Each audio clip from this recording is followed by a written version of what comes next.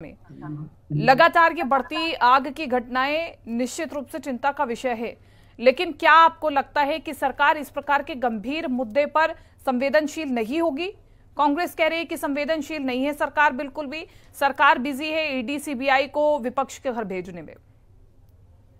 देखिए, बड़ा ज्वलंत मुद्दा है और अप्रैल के माह में ही जिस तरीके से पूरे उत्तराखंड के वन जल रहे हैं, ये बड़ा चिंता का विषय है। इसके पीछे अगर आप मुख्य कारण देखेंगे तो जनता को जंगलों से दूर करने के कारण, और दूर जनता इसलिए हुई है क्योंकि वन अधिनियम 1980-81 उत्तराखंड में जब से लागू हुआ है तो उत्तराखंड के जनमानस को वन में जाने से रोका गया है, जिस कारण आज सरकारी मशीनरी फेल हो रही है।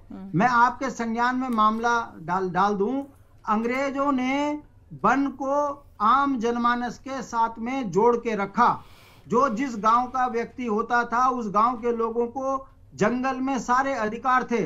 वो चारा पत्ती भी लाते थे, अपने मकान बनाने के लिए लकड़ी भी लाते थे, और जो अंग्रेज हैं वो उनको तम्पलेट देते थे, चापड़ देते थे, गुड़ चना देते थे और उनकी आर्थिक मदद भी करते थे, ये कहकर कि आप गांव के लोग वन रक्षक हो।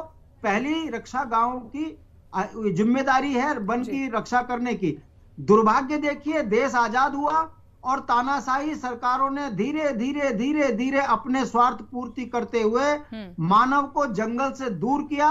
उसका ये परिणाम है। लेकिन जिस कानून का जिक्र आप कर रहे हैं वो भारतीय जनता पार्टी के समय में तो नहीं आया।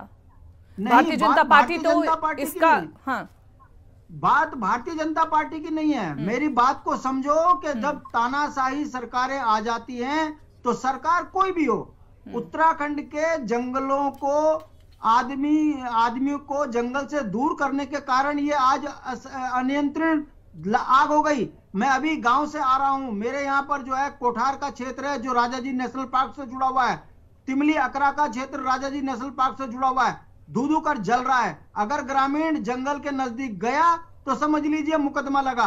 अभी आपने जो बात कही लखपत बुटोला जी से कि आप लोगों को इसमें मदद करनी चाहिए, जो मदद करने गया समझो वो वन विभाग का मुकदमा झेलने के लिए तैयार रहे। यानी वन विभाग मुकदमे करने के लिए तो एक्टिव है, लेकिन जब जिस प्रकार से जंगल में आग लग रही है उसको बुझाने के लिए एक्टिव नहीं है। असल में जंगल में आग वो बुझाएगा कैसे? वन विभाग घोटालों की भेंट चढ़ा हुआ है।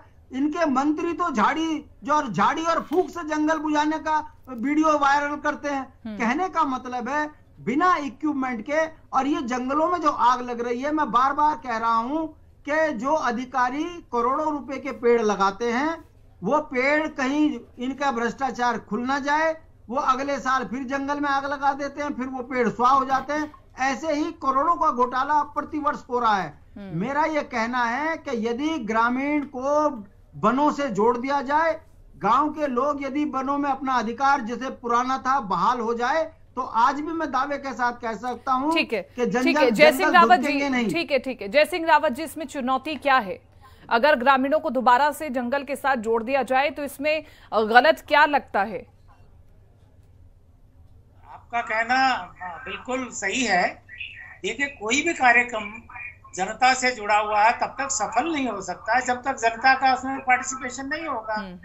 और जब से जंगल सरकारी हो गए हैं जो, और जंगलों पर जो फॉरेस्ट जो ब्यूरोक्रेसी का जो नियंत्रण हो गया, तब से वो तो गांव वालों को जो स्थानीय समुदाय है उसको तो बाहरी समझते हैं। वो समझते हैं यही जंगल के लिए खतरे बने हुए हैं। दूसरी बात यह है कि जो जंगलों के प्रति स्थानीय निवासियों के जो हक हुकूक थे, जो ट्रेडिशनल राइट्स थे, आपका फ्यूल फॉडल और टिम्बर का जो था मकान बनाने के लिए या गौशाला बनाने के लिए, वो सब कट हो गया। उनको लकड़ी मिलती नहीं, कहीं झपान हो भी गया, दे दिया। इतनी दूर उसको पेड़ मिलता है कि उसको लाने मुश्किल हो गया। असली बात तो अभी मैं अभी बात करना चाह रहा था, तो मेरा ये कट गया कनेक्शन। तो परसों में एक आर्टिकल